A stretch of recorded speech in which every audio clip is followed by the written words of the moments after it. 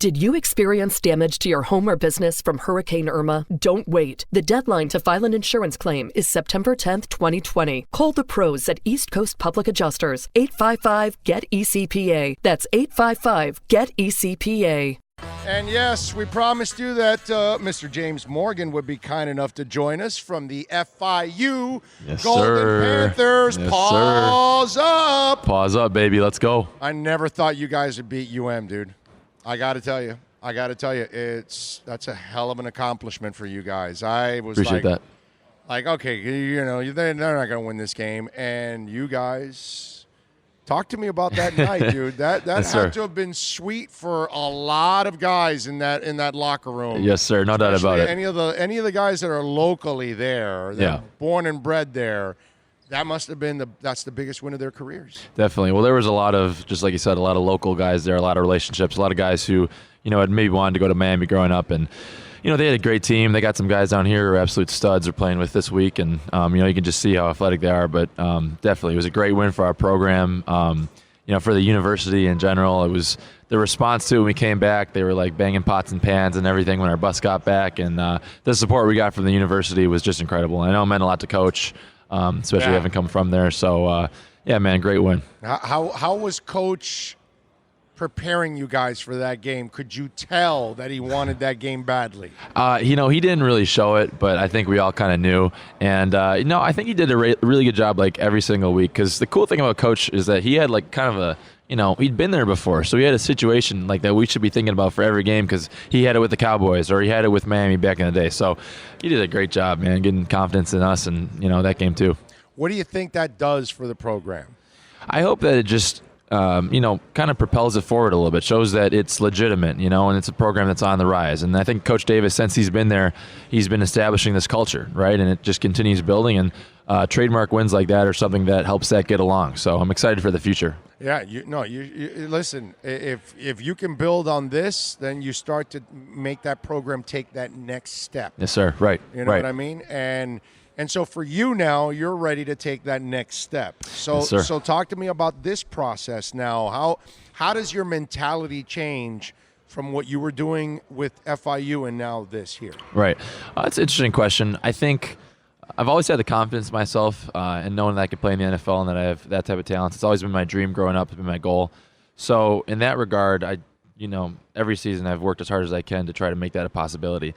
And now it's interesting because now it's exclusively football, and now it's a business, and now it's everything that's involved with training yourself, doing everything you absolutely can. And I'm really excited about it. You know, opportunities like this is phenomenal to be here and be around such great competition and showcase my stuff, you know, and just great, man. Can't wait for it. All right, that's interesting. So did you get nervous when you're taking the field and you have all these critical eyes on you?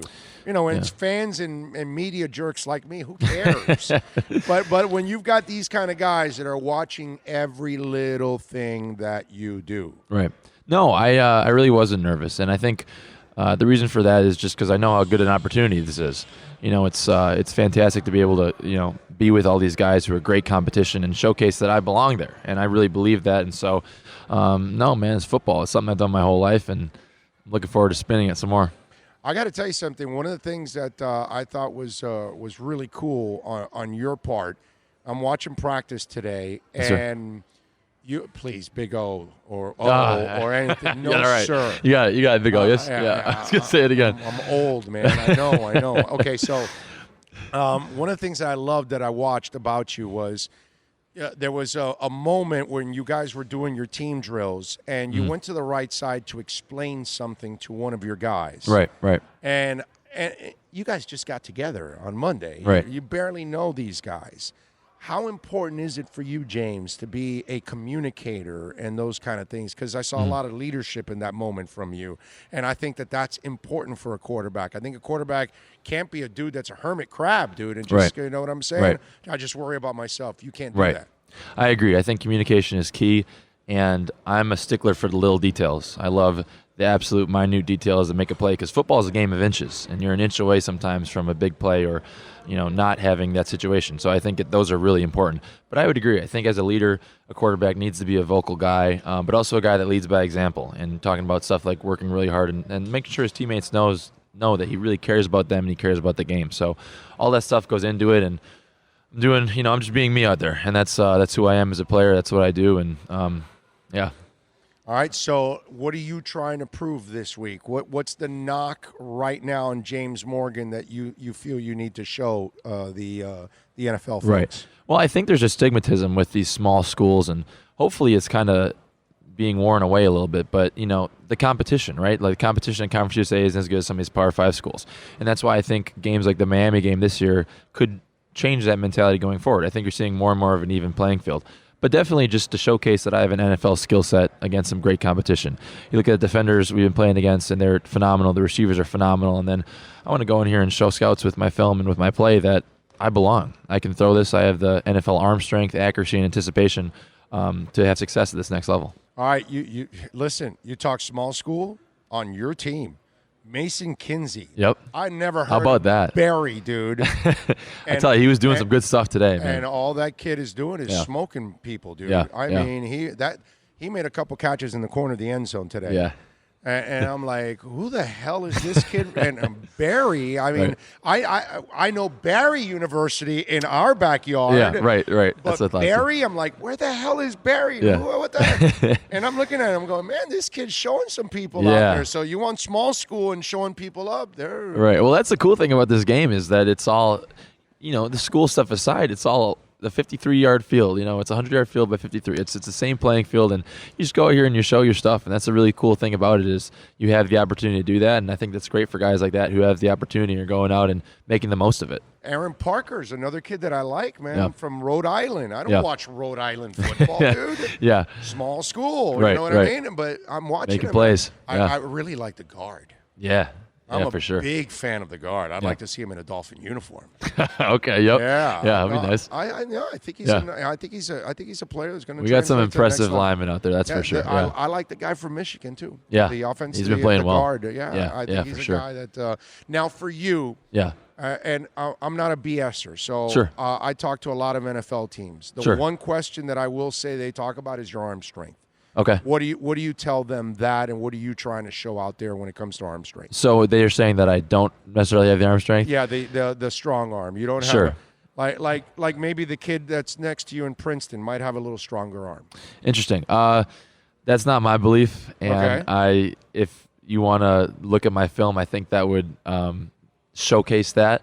But I'm always working on stuff like that. Always working on core strength. Always working on being the most efficient with my throwing form and stuff like that. So I honestly, you make all the throws out there. Appreciate that. Yeah. You know what I'm saying? Yeah. So I've watched you. You can make all the throws, but that's what that's what the small school thing is. Sure. And I go, okay, well, I got to see his arm. Sure. By the way, I hear that about Joe Burrow. Okay. Interesting. Yeah. They still want to see him throw that 20-yard out that Right. he can throw with some mustard on it. Right. Because obviously in the next league, I always joke around that in college you guys have sliding glass door windows. Sure. In the NFL, it's a bathroom window. Yeah, that's for sure. That's because you tell me because you play the position, I don't. I'm just a big mouth behind the mic. But you're two different kind of quarterbacks. You either can do what Cam Newton can do, and you can wait for the receiver to throw the break and just fire it because you got a rifle. Right. Or you got to be Drew Brees, that you don't have the rifle, so you have to be an anticipatory thrower, and you're throwing to a spot. So I think they're trying to figure out, are you the anticipatory thrower, or are you the guy that has the gun can throw it on the break? Well, I think for me, and as a quarterback, Am I off on that assessment, by the way? Personally, I would say so, but I appreciate the fact that your assessment. I'm telling you on the difference of the quarterback. Oh, yeah, 100%. No, I think, and that's probably the biggest thing, right, is the windows are so much shorter. Like you said, you need to throw that when he's about to break down so that it gets to him when he's open, because if you just throw it when he's open, that window is going to be shut by the time you get there. Yes. 100% agree with that. Personally, I really believe I can make every throw on the field. I really do. And I'd never have felt like an arm strength has been an issue for me. But I do think that even with that, you need to still have the anticipation, right? And that's something that I've tried to work on throughout the game. Because touch is all about anticipation. 100%. Yes, 100%. And it's all about, like sometimes you might be able to, because personally, right, sometimes I feel like I have a big arm. I might be able to make some throws, but can I make them sooner? Can I make them right when he's open and not like make it a tighter window? And I think that's something that as my game has got on, has evolved a little bit. So let me ask you, how's the quarterback room? Because I see you guys are very complimentary, but there's got to be some kind of at least fun competition. Oh, for sure. I think we're all competitors, but it's awesome to be around those guys. There's two great guys, Kevin Davidson and Tommy Stevens. Those guys are hard workers. I had them both on. They were both okay, so they're both cool. Oh, for sure. No, and it's great, man. It's great. We're all helping each other out, building each other. But we're competitors. It's the nature of the position, and it's really fun to go and sling it with those guys, and obviously wish them the best of success. Yeah, Tommy likes rock, so we really hit it off. Okay. So what kind of music you listen to? Oh, I listen to all different types. Okay. I'm not. I turned him on yesterday to Greta Van Fleet. He had never heard Greta Van Fleet. Okay. Because he came in with a Nirvana shirt. So yeah. Like, okay, young guy, Nirvana shirt. Yeah. All right, Well, I'll tell you what, Miami, right? Yes. Miami guys. Interesting how Spanish music a little bit, a couple of those songs. My girlfriend speaks Spanish, so she's kind of translating them for me, and I'm starting to, So what this nationality is her girlfriend? Okay, so she's half Cuban. Oh, yeah. really? Yeah. Okay, all right. My parents are Cuban. Okay, yeah. Born here, but I was actually born in Belle Glade, Florida. Okay. How about that? Northwestern Palm Beach. Okay. Yeah. I'm a freak, dude. I'm a real Floridian. I mean, how about that? How many people can actually say they're real Floridians? I mean, everybody else. I call our area of the country in South Florida the sixth borough because we're full of New Yorkers. Yeah. I mean, they all wuss out from the freezing and then they come down there and retire. Well, you talk about a guy like me from the Midwest, and now you come to South Florida, completely ends the spectrum. You're going, where am I going to go to college? Miami. Come on, man. Exactly, man. It's interesting, though, real quick. It's and that's something I hope that scouts know about me is I can play up in the cold when it's freezing, and I can play down in the heat in Miami because had to get acclimated to that for sure. That humidity in the summer is no joke, especially that first camp. That was something I had to get through, but is a location-wise, weather-wise, yes, sir, it's a good place. That is awesome. Let me ask you, James, what is the hardest thing? Because I'll give you an example. Yeah. We go to the park, right? And there's 8 or 10 of us. And we want to play a game, 4-on-4, 5-on-5. Usually there's only one dude that can throw the ball, right? And we all want to be on that side. Yeah. The other guy on the other team probably can't throw it too well. But the thing about throwing a football is either you have it or you don't, right? And when you have it, you can play with people you've never played with, and you'll figure out the depth perception, and you will hit them on target. What is that challenge when you take the field and now you're playing with a group of receivers you've never played before? Right. Because you've got to be that kid that everybody wants to be on the team because you're the only one that can actually throw. Right. I think there's definitely a little bit of a learning curve just, getting around the guys and kind of feeling them out and stuff like that. But I think that's why reps and stuff like that are so crucial. You got to take every single rep like it's a deliberate rep, a game rep, so you get used to how they run it and how they come out of their break and how they do stuff like that. So it helps having a big arm and, being able to kind of use those like anticipation things that we said before to kind of, locate when they're breaking and be able to throw it right before there so they come out with it. But I definitely think that's a rep thing. That's something that I think me and the receivers at FIU worked really hard in the summer to the point where it was almost like second nature where we would know where we were going without having to say anything at all. And that was what's really cool. And I think that's what you're looking for with a relationship quarterback receiver. Yeah, the first day, I always tell people when I'm this is my 21st year of coming to the East West, and I'll be next week at the senior, but I always tell folks that after the first day, I don't go crazy because it's the first day. All these guys haven't played with each other. It's just not fair. Right. Second, third days, pressure starts to build, and you got to start producing. You got to start figuring it out, that kind of stuff. Right. All right, so James Morgan, by the way, from FIU joining us. Tell me how – because the quarterback, I think, more than any other position, gets tested in these meetings. Oh, yeah. So how have they challenged you? Give me an example. There's been some really cool stuff. So a lot of the people have, draw up a play, describe it, go in as much detail as possible. And that's something quarterback you have to excel at. Now, some of the new era technology that a couple of teams have introduced in this process have been really interesting. You get like a tablet and it flashes for like not even a split portion of a second, like literally there and gone. And it says what coverage is this, and you have to do that so many times. Then you get the same look a little bit slower, but still same type of thing, like flashes for a second, boom, and it's gone.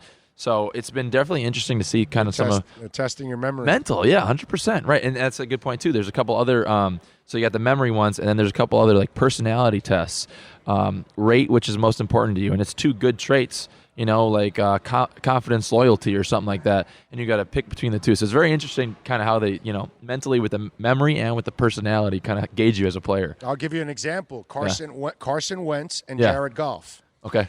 I got a coach that was in one of the coaching staffs that interviewed both quarterbacks. Yes, sir. And Big O. Yeah, I know. And so he told me the story, right, where the offensive coordinator, the quarterback's coach, the offensive line coach, all met with him, and then they put him in different scenarios, and he had to describe the coverages, Right. what he would have to do, align the protections, all that stuff, right? Right. And then and he had to. They had chairs, and he had to then set everything up, right? Yeah. So they walked him through all of that, right? Quickly answering those questions. Right. Then after they asked him a test on all of that stuff. Carson Wentz has a photographic type memory. Yeah. He remembered it all. Wow. Jared Goff couldn't remember half of it. Yeah, it's interesting. One more thing to add on to this: the other test that we've been administered here at the at the place, not by NFL people, has been like this test that measures how you learn. So it's very interesting to see, like, you got all these different types of tasks, and different guys will come back and say, this is really challenging for me, or this one's really challenging for me, and then you think, oh, I thought that one was pretty easy, but I thought that one was tough, and he's saying it's easy. So guys learn in very different ways, but quarterback especially, you're going to get all types of stuff thrown at you with that. Yeah, for sure. No doubt about that, man. Yeah. James Morgan from FIU. James, hey, man, wish you the best, my brother. Appreciate that. Yeah, thank you. Keep slinging it. Keep doing it, man, and hope your dream comes alive, man. No doubt. Appreciate it. Big O. Thank you. There you go, James. Thanks, You got man. it.